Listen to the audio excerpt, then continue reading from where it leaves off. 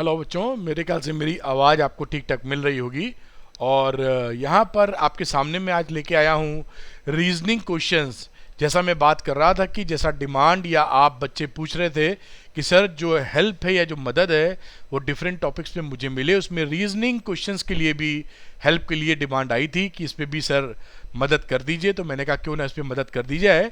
तो जो famous questions हैं रीजनिंग के ऊपर आपसे पूछे जाते हैं वो मैं एक साथ लेके आया हूं जिससे आपकी मदद कर सकूं। क्वेश्चंस को बताने से पहले मैं आपको याद दिलाऊंगा कि इस वीडियो के डिस्क्रिप्शन में आपको वन शॉट वीडियो के डिटेल्ड वीडियोस मिल जाएंगे बेटा, और पीवाईक्यूज मिल जाएंगे, डेरिवेशंस मिल जाएंगे, और भी बहुत सारे लिंक्स मिल जाएंगे जो इस एग्जाम्स के लिए 2022 के लिए आपके लिए एकदम प्योर गोल्ड हैं। आप उसका इस्तेमाल कीजिए। और मैंने जोश में इसका नाम रखा है मोदी मिसाइल क्योंकि आपका इससे काम बन जाएगा। तो लिंक्स को, जो डिस्क्रिप्शन में लिंक्स हैं, उसको, उस लिंक्स को जो डिस्क्रिप्शन में दिए गए हैं, उन डिस्क्रिप्शन में जो दिए गए हैं उनको देखना मत भूलिएगा बेटा, क्योंकि वो बड़ी मेहनत से बने हैं और आपके लिए बहुत काम के हैं। चलिए पहला क्वेश्चन फटाफट लेते हैं बेटा, और वीडियो पसंद आने पे लाइक जरूर कीजिएगा, क्योंकि मैं हमेशा बोलता हूं लाइक करने में आपका कुछ नहीं जाता, अरविंद सर को मोटिवेशन आता।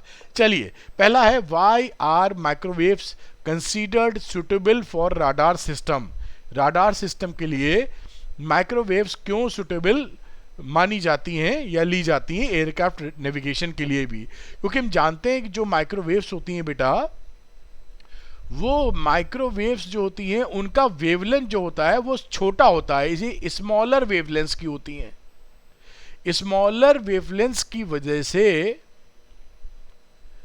इनकी हम बीमिंग कर सकते हैं। तो दे कैन बी ट्रांसमिटेड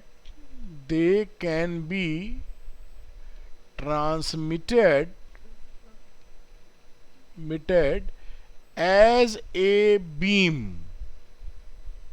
मतलब हम यहां से ना बीमिंग कर सकते हैं, इनकी भेज सकते हैं बीम करने पर। तो एक जगह से भेजेंगे तो बीम की तरह ये दूसरी जगह भेज जाएंगी। जैसे कि आपने देखा होगा आपके घरों पर टाटा स्काई या जी टीवी वाला डिश एंटीना लगा होता है, तो ऊपर से सैटेलाइट से बीम की तरह ही आता। अगर बीच में बादल छा जाएं तो नहीं मिल पाता आपको सिग्नल, तो बीमिंग हो सकती है इन माइक्रोवेव्स की। ये फायदा रहता है पर्टिकुलर डायरेक्शन में।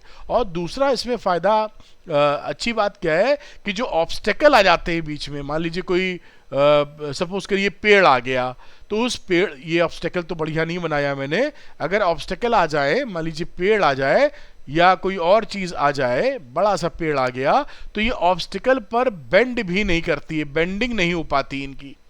तो बेंड ना करने की वजह से इसकी बीमिंग होती है। और राडार सिस्टम के लिए या एयरक्राफ्ट नेविगेशन के लिए, जिनके लिए बेंडिंग नहीं ठीक है, एयरक्राफ्ट नेविगेशन के लिए ये बहुत अच्छी हो जाती हैं, ये काफी सुटेबल हो जाती हैं। तो दो बातें ध्यान रखिएगा, एक तो ये स्मॉलर वेव्स हैं जिनसे इनकी बीमिंग हो जाती है। बीम मैंने साफ नहीं लिखा है, बीम की तरह ट्रांसमिट की जा सकती हैं।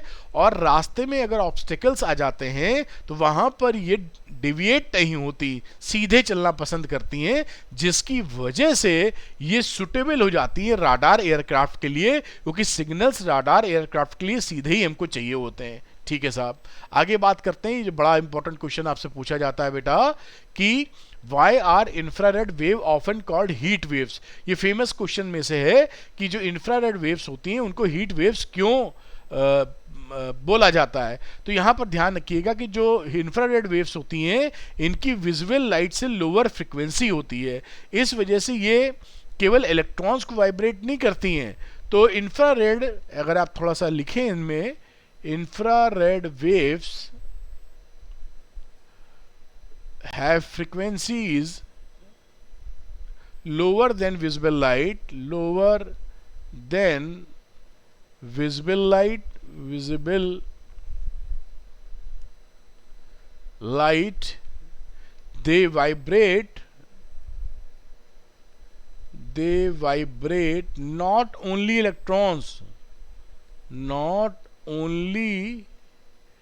electrons, केवल इलेक्ट्रॉन्स को नहीं वाइब्रेट करती, बल्कि ये पूरे एटम्स को करती हैं। But they vibrate but they vibrate. Whole atoms, whole atoms और molecules. ठीक, अब उससे क्या हो जाता है, जिन एटम में मॉलिक्यूल्स पे पड़ते ही हैं उसको पूरा वाइब्रेट करेंगी, और this vibration will increase the internal energy of the material जो वो वाइब्रेट करेगा, और इसकी वजह से इसका क्या हो जाएगा, temperature will increase, temperature will increase, और इसी वजह से इनको हम बोलते हैं क्या, heat waves. That is the reason why we called heat waves.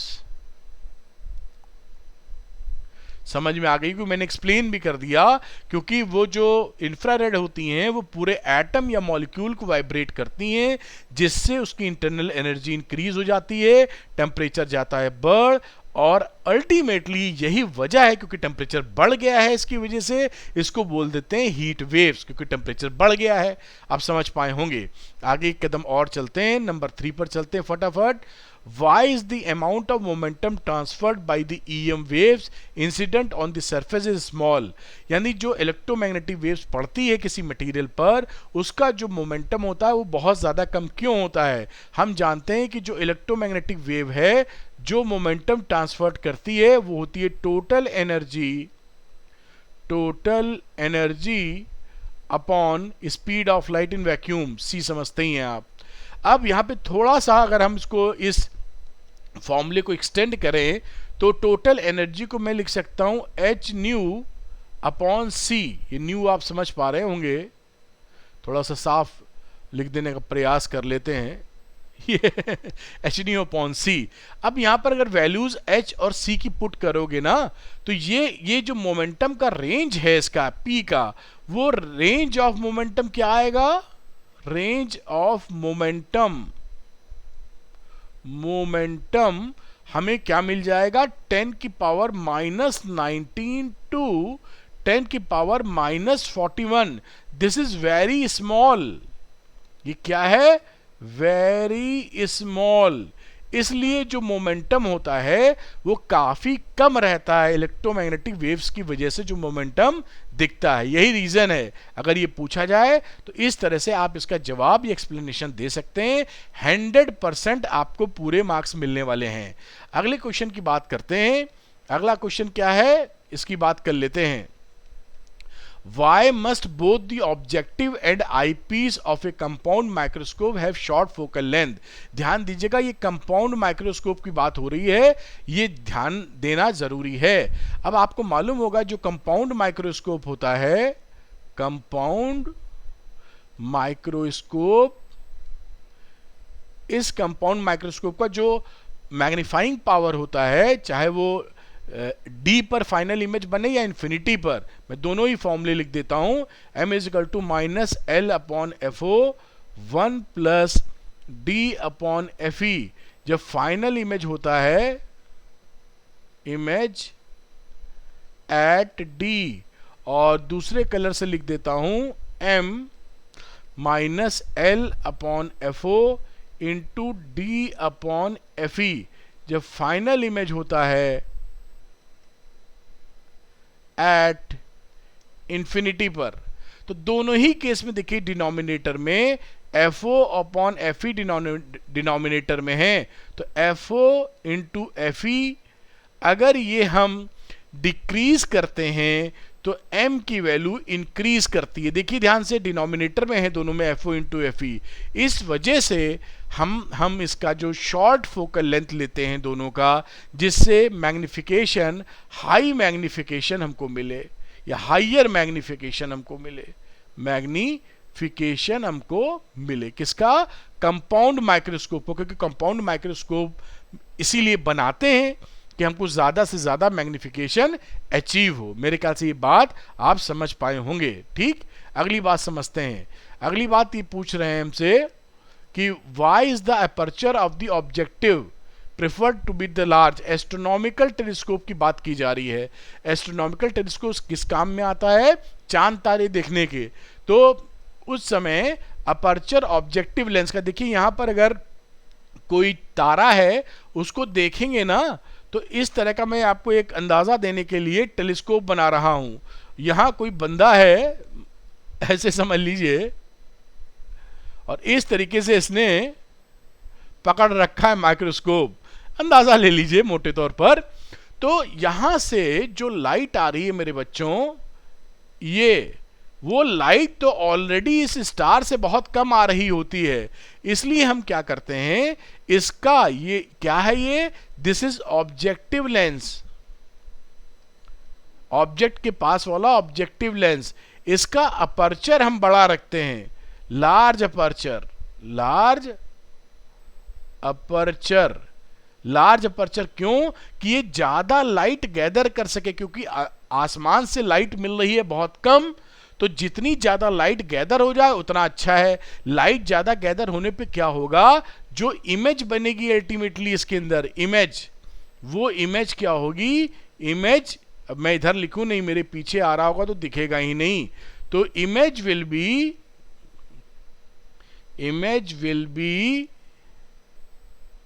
Brighter.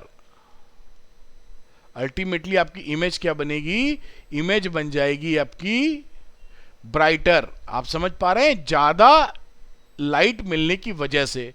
तो आप लार्ज अपर्चर इसलिए लेते हैं कि लार्ज अपर्चर मिलेगा तो ज्यादा लाइट आएगी, ज्यादा लाइट आएगी तो इमेज हमारी ब्राइटर मिलेगी, तो हम ज्यादा बेहतर देख पाएंगे। यहां क्या मिलेगा, sufficient light, we will get the sufficient light.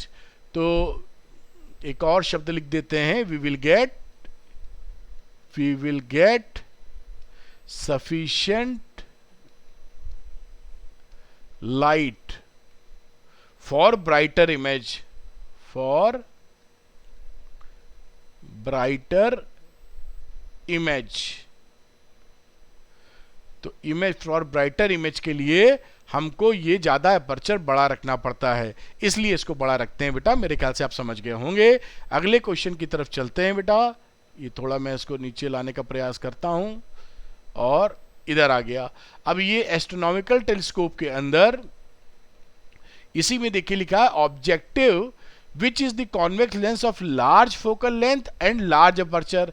तो लार्ज अपर्चर की तो बात समझा दी, फोकल लेंथ लार्ज क्यों चाहिए? अपर्चर का तो अभी आपने देखा कि लार्ज अपर्चर हमें चाहिए ज्यादा लाइट के लिए, जिससे चमकीली या ज्यादा क्लियर इमेज बने बेटा, है ना, ज्यादा क्लियर या ब्राइटर इमेज बने। लेकिन फोकल लेंथ वाली बात नहीं समझी अभी हमने कि लार्ज फोकल लेंथ क्यों चाहिए होती है। तो लार्ज फोकल लेंथ इसलिए चाहिए होती है, अब एस्ट्रोनॉमिकल टेलीस्कोप के मैग्नीफाइंग पावर का फॉर्मूला देख लीजिए, -FO/FE 1 + FE/D।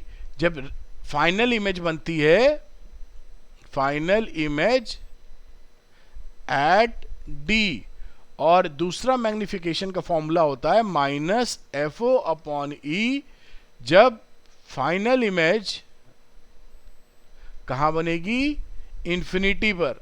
इन दोनों ही सिचुएशन के अंदर आप देखें तो जो फोकल लेंथ है ऑब्जेक्टिव का, अगर हम फोकल लेंथ ऑब्जेक्टिव का बड़ा कर दें, ये ऑब्जेक्टिव है, ऑब्जेक्टिव लेंस, और ये क्या है, आंख वाला यानी आईपीस।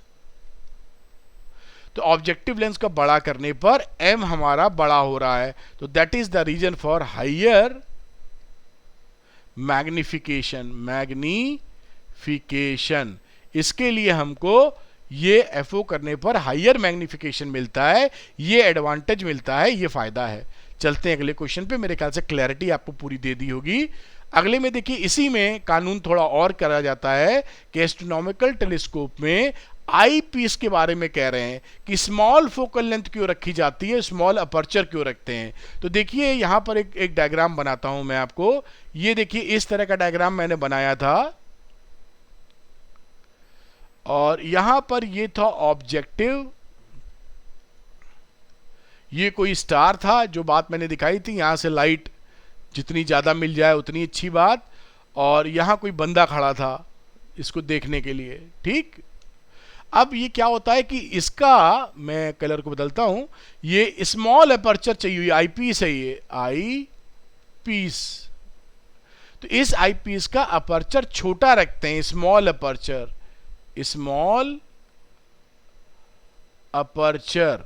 क्यों? क्योंकि जो लाइट आई है ना वो इसकी आंख में ही जाए ज्यादा से ज्यादा। अगर हम इसको बड़ा कर देंगे, अगर हम इसको बड़ा कर देंगे और बंदे का चेहरा या आंखें इतनी है, तो अपर्चर हमने अगर बड़ा कर दिया आई पीस का, तो बाकी लाइट बाजू से निकल जाएगी, तो क्या फायदा लाइट लेने का अगर मैं इतना बड़ा बड़ा बना दूं। तो आई पीस अगर बड़ा हुआ तो बंदे की चेहरा, और चेहरा छोड़िए, देखना तो आंखें से ही है, अगर ये बंदा आंखों से देख रहा है, आंखों से ही देखेगा, तो लाइट तो थोड़ी सी ही पड़ेगी आंखों में, बाकी बाहर से निकल जाएगी, तो ब्राइटर इमेज कैसे दिख पाएगी? नहीं दिख पाएगी। इसलिए हम इसको छोटा रखते हैं कि जहां तक संभव हो ज्यादा से ज्यादा लाइट आंखों तक जाए, क्योंकि ऑलरेडी इसको लाइट बहुत कम मिल रही है, तो वेस्ट ना हो। भाई कम लाइट है तो जितनी ज्यादा आंखों में जाए उतना अच्छा है ब्राइटर इमेज के लिए, इसलिए इसका अपर्चर छोटा रखते हैं। इसलिए स्मॉल अपर्चर ऑब्जेक्टिव का, क्यों? For brighter image, for brighter image, समझ गए ना? तो for brighter image small aperture किसका? आई पीस का। और स्मॉल फोकल लेंथ की बात अभी रह गई, तो स्मॉल फोकल लेंथ की कहानी क्या? वही फॉर्मूला देखिए, एम लिखा था ना, अभी पीछे भी लिखा था, minus F O upon F E 1 plus F E upon D, और एक और लिखा था जो इनफाइनाइट पे बनता है image, F O upon F E. तो जहां हम एफ ई को कम कर देंगे वहीं एम ज्यादा हो जाएगा, तो for higher magnification, higher magnification, इसलिए हम इसको एफ ई के फोकल लेंथ को कम रखते हैं। मेरे ख्याल से आप बहुत ही सुंदर तरीके से समझ गए होंगे। चलते हैं अगले क्वेश्चन पे बेटा, आइए, जिससे हम बातों को अच्छे से समझ पाए, इसलिए मैं समझा समझा के चल रहा हूं। अच्छा, why can not two independent monochromatic source produce sustained interference pattern. ये देखिए, जो मोनोक्रोमेटिक सोर्स होते हैं इंडिपेंडेंट, यानी एक सोर्स इधर ले लीजिए S1 अलग अलग, ये S2, ये दोनों सोर्स अलग अलग हैं, एक से ही नहीं है। ये मत समझना कि एक ही सोर्स से बने हैं, कोई अलग बल्ब है, कोई अलग बल्ब है, टू डिफरेंट सोर्सेज, ये कभी भी इंटरफेरेंस पैटर्न प्रोड्यूस नहीं कर पाएंगे। रीजन क्या है कि ये दोनों के बीच में जो लाइट निकलती है वो कभी भी constant phase different, constant phase difference offer नहीं करती। Difference, constant phase difference maintain नहीं हो सकता, मेंटेन, पता नहीं क्या लिख दिया, मेंटेन नहीं हो सकता। बात समझ में आ रही है? ये कभी नहीं मेंटेन हो सकता कांस्टेंट मेन डिफरेंस। क्यों?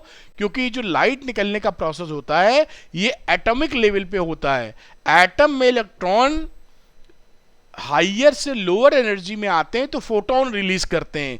एक एटम में कब इलेक्ट्रॉन ज्यादा एनर्जी स्टेट से कम में आ रहे हैं और दूसरे एटम में ज्यादा से कम में कब आ रहे हैं, ये टोटल इंडिपेंडेंट प्रोसेस है और रैंडम प्रोसेस है। ये एक दूसरे पे कोई प्रभाव नहीं डालता और कब होगा किसी को नहीं मालूम। तो और लाइट जो निकलती है वो करोड़ों एटम मिलके लाइट निकालते हैं एक सोर्स का, तो इसका करोड़ों एटम कब लाइट छोड़ रहा है और इसका करोड़ों एटम कब लाइट छोड़ रहा है, ये सब मर्जी के मालिक हैं। तो कभी भी कांस्टेंट फेज डिफरेंस नहीं रह पाएगा। अब ज्यादा लंबा समझाएंगे तो बहुत लंबा वीडियो हो जाएगा, आप समझ पाए होंगे। तो क्योंकि लाइट निकलने का प्रोसेस एटम के लेवल का प्रोसेस है और एक एटम दूसरे एटम से बिल्कुल डिफरेंट हो जाता है लाइट निकालने के मामले में, कोई एक दूसरे पे कोई प्रभाव नहीं रहता। तो फिर जब सिंक्रोनाइजेशन ही नहीं है एक दूसरे से तो मतलब ही क्या, फिर एक दूसरे का ही एटम से ही नहीं है तो इसके ये जो छोड़ रहे हैं लाइट, इसका इससे कैसे तारतम्य बनेगा? बन ही नहीं पाएगा, मतलब ही नहीं है। ठीक है, मेरे ख्याल से पकड़ में आई बात आपको। ठीक है, अब अगली बात ये जो कह रहे हैं उसको समझते हैं। Why is it necessary to have a coherent sources in order to produce an interference pattern. Coherent sources क्यों चाहिए? तो कोहेरेंट सोर्सेस इसलिए चाहिए होता है जो कांस्टेंट फेज डिफरेंस मिल सके, कांस्टेंट फेज डिफरेंस मिल सके हमको, डिफरेंस।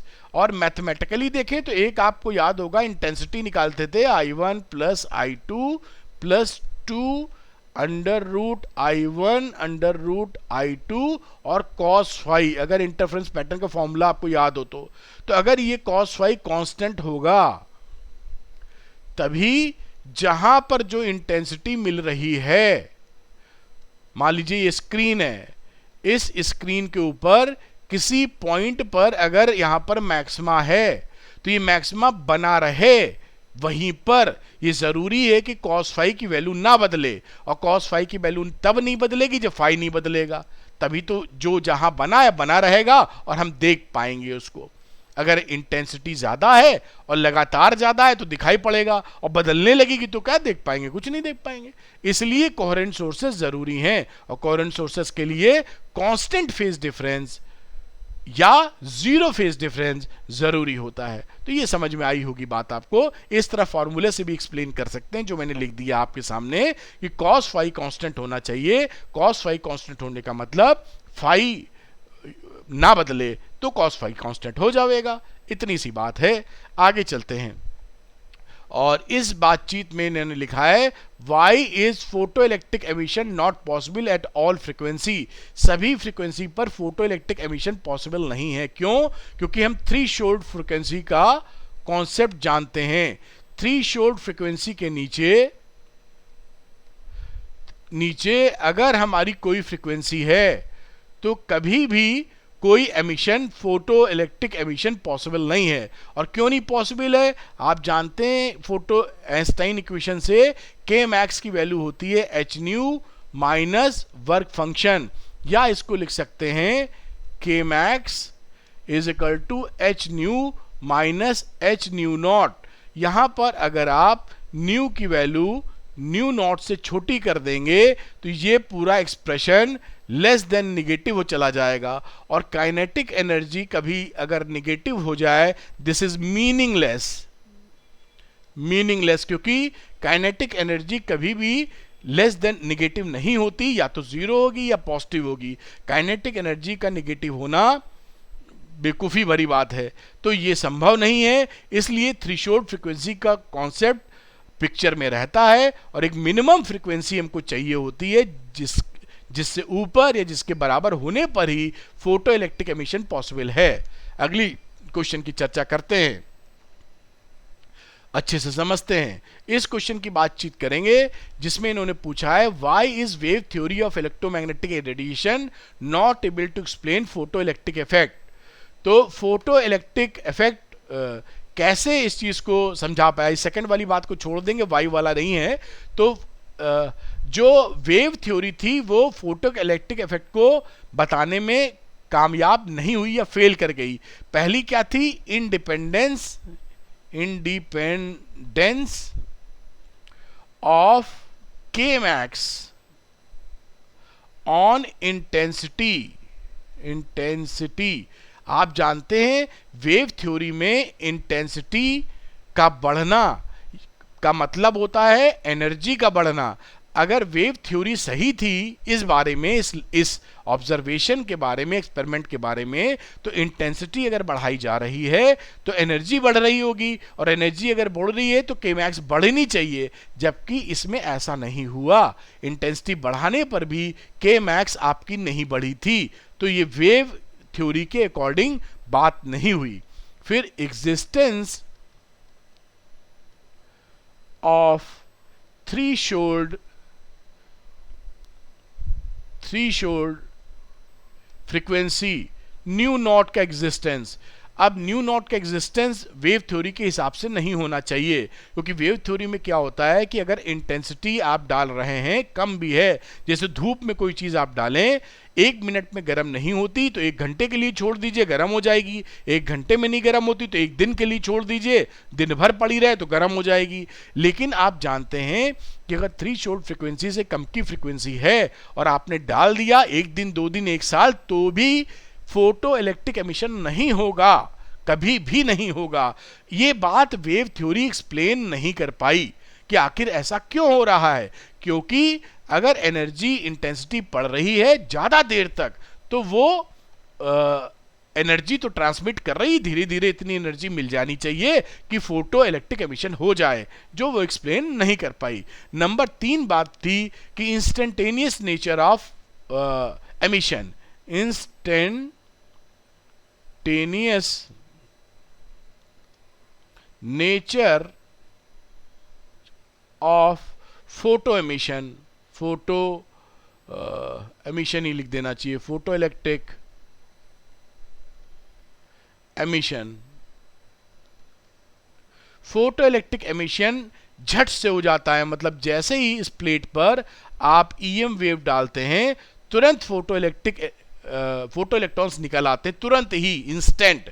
ऐसा क्यों? क्योंकि वेव थ्योरी के अनुसार जब इसके ऊपर इलेक्ट्रोमैग्नेटिक वेव पड़ेंगी तो एब्जॉर्ब होगी पहले एनर्जी, उसके बाद एमिट होगी, तो it will take certain time, कुछ डिले होना चाहिए, जो कि वेव थ्योरी इसको नहीं समझा पाई कि डिले क्यों नहीं हो रहा है। यहां डिले नहीं था। तो ये 3 प्रमुख बातें थी। ये वेरी इंपॉर्टेंट क्वेश्चन है, ये बहुत इंपॉर्टेंट बात थी, आप समझ गए होंगे। आगे चलते हैं। अब आती है बात, why is classical Rutherford model for an atom of electron orbiting around the nucleus not able to explain the atomic structure. ये इसलिए मामला गड़बड़ हो गया इनका, क्योंकि यहां बताता हूं, मेरे पीछे ना आ जाए, ये न्यूक्लियस है और यहां पर इलेक्ट्रॉन बड़ा सा बना लेता हूं इसको। तो ये अगर इलेक्ट्रॉन यहां चक्कर लगा रहा है, ये देखिए इलेक्ट्रॉन यहां चक्कर लगा रहा है, तो आपको मालूम है कि जब ये सर्किल तो नहीं बना है लेकिन सर्कुलर में लगा रहा है चक्कर, तो जब इलेक्ट्रॉन सर्कुलर मोशन करता है तो ये एक्सेलरेटेड मोशन होता है, एक्सेलरेटेड मोशन। और चार्ज जब एक्सेलरेटेड मोशन करता है तो वो ईएम वेव निकालता है, इधर निकलवा देते हैं ईएम वेव। ईएम वेव, जब वो ईएम वेव निकालेगा तो एनर्जी रिलीज कर रहा होगा, ईएम वेव एनर्जी कैरी करती हैं, तो इसका एनर्जी का लॉस होगा। और इलेक्ट्रॉन जब एनर्जी का लॉस करेगा तो क्या होगा, धीरे धीरे इसका रेडियस होगा कम, और ये स्पाइरल फैशन में इसका रेडियस कम होता जाएगा और थोड़े ही देर के अंदर ये जाके न्यूक्लियस में भस्म हो जाएगा। तो स्टेबिलिटी का इशू है, स्टेबिलिटी ऑफ एटम, इस पे एक बहुत बड़ा क्वेश्चन मार्क लग जाता है। ये बात दिक्कत में आ गई थी, इस वजह से ये इनका मॉडल लटक गया या फेल हो गया। कुल मिला के आप समझ गए होंगे। नंबर लास्ट क्वेश्चन पे पहुंच गए हैं। उससे पहले आपको याद दिला दूं कि डिस्क्रिप्शन में आपके लिए बड़े इंपॉर्टेंट लिंक्स हैं, लिंक्स इन डिस्क्रिप्शन। और ये जो डिस्क्रिप्शन में लिंक्स हैं इसमें 1 शॉर्ट वीडियो डिटेल्ड, जिसे पढ़ लेने पर सिलेबस कवर हो जाएगा, डेरिवेशंस के, पीवाईक्यूज के, बहुत आपके काम के वीडियो हैं। आप यहां देखते जाएंगे, आपका सारा काम बन जाएगा, भटकाव की स्थिति नहीं है। फिजिक्स बहुत आसान भाषा में बताई गई है, जरूर देखिए, इतनी मेहनत से बने हैं, आपको पता चले इसलिए बता रहा हूं। खैर, आगे बात समझने की कोशिश करते हैं, क्या पूछ रहा है सवाल। तो इस क्वेश्चन में, why can not we take 1 slab of P type semiconductor and physically join it to another slab of n type semiconductor to get the pn junction। ये कह रहे हैं कि ऐसा क्यों ना करें कि p टाइप सेमीकंडक्टर ले लें और इधर मैं n टाइप सेमीकंडक्टर ले लूं और दोनों को आपस में मैं ज्वाइन कर दूं। ऐसा नहीं करते हैं, बेसिकली हम लोग क्या करते हैं, हम लोग एक ही स्लैब लेते हैं और उसको फिर डोप्ड कर देते हैं, n टाइप इधर और p टाइप इधर। इसलिए ऐसा करते हैं कि अगर हमने इस तरह इनको जोड़ने का प्रयास किया तो एटॉमिक लेवल पर कॉन्टिन्यूटी डिसकॉन्टिन्यूटी रह जाएगी, डिसकॉन्टिन्यूटी कॉन्टिन्यूटी रह जाएगी मतलब कॉन्टिन्यूटी नहीं रहेगी एटॉमिक लेवल पर। तो जो फ्लो ऑफ चार्जेस रहेंगे वो बेहतर नहीं रहेंगे, अच्छे नहीं रहेंगे। और एक ही स्लैब उठाएंगे, जब आप एक ही टुकड़ा उठाएंगे उसको डोप कर देंगे पी इधर एन इधर, तो कॉन्टिन्यूटी बनी हुई है। तो ये बहुत अच्छा पीएन जंक्शन होगा और यहाँ चार्जेस का फ्लो बहुत ही बढ़िया तरीके से आप करा पाएंगे। इसलिए पीएन जंक्शन को अलग अलग करके किसी तरीके से चिपकाया नहीं जाता, सीधे एक स्लैब में ही पीएन जंक्शन को लेकर आया जाता है। मेरे ख्याल से आप इन बातों को समझ गए होंगे और मैं उम्मीद करता हूं कि ये सेशन आपके लिए काफ़ी फ्रूटफुल रहा होगा। और मैं आपसे फिर याद दिलाऊंगा कि डिस्क्रिप्शन को ज़रूर विजिट कीजिए, वहां पर बहुत ही बढ़िया लिंक्स आपको मिलेंगे जो आपके काम को आसान कर देंगे। Thank you very much, wish you all the best. मिलते हैं अगले वीडियो में, बाय। कमेंट करके बताइए और क्या हेल्प चाहिए, और लाइक करने में आपका कुछ नहीं जाता, अरविंद सर को मोटिवेशन आता। Good luck to you. उम्मीद करूंगा कि आपकी जो कड़ी मेहनत है इसका 100% परिणाम या रिजल्ट आपको मिले। आप अपना नाम रोशन करें, अपनी मम्मी पापा का नाम रोशन करें, पूरे हिंदुस्तान का नाम रोशन करें। All the best, best of luck. Bye बेटा, मिलते हैं अगले वीडियो में। Thank you.